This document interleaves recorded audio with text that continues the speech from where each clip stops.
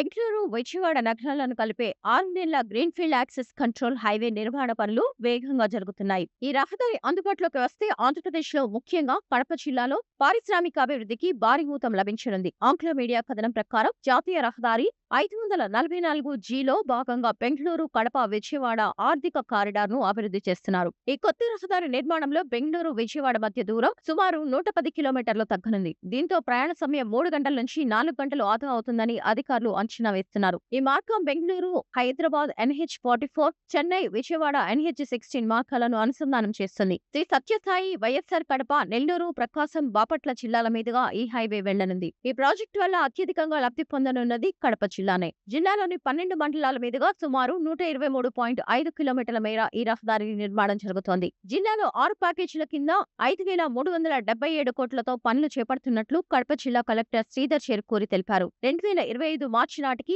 అటవీ, వన్యప్రాణుల అనుమతి లభించడంతో పనులకు అడ్డంకులు తొలగిపోయాయి. భూసేకరణ ప్రక్రియ కూడా చివరి దశలో ఉంది. ఈ హైవేతో బెంగళూరు నుంచి హిందూపురం, కొపర్తి పారిశ్రామిక కేంద్రాలకు ప్రత్యక్ష కనెక్టివిటీ మెరుగుపడుతుందని మాజీ టీడీపీ పొలిట్ బ్యూరో సభ్యుడు ఆర్. శ్రీనివాస్ రెడ్డి అభిప్రాయపడ్డారు. ఈ మార్గంలో అత్యాధునిక ట్రాఫిక్ మేనేజ్మెంట్ సిస్టమ్ ఉపయోగించుకున్న దూరానికే టోల్ చెల్లించే విధానం అమలు చేయనున్నారు. కడప జిల్లా పరిధిలో 7 ఇంటర్చేంజ్లు, 4 వేసైడ్ అమ్యూనిటీస్ ఏర్పాటు చేయనుండడం విశేషం.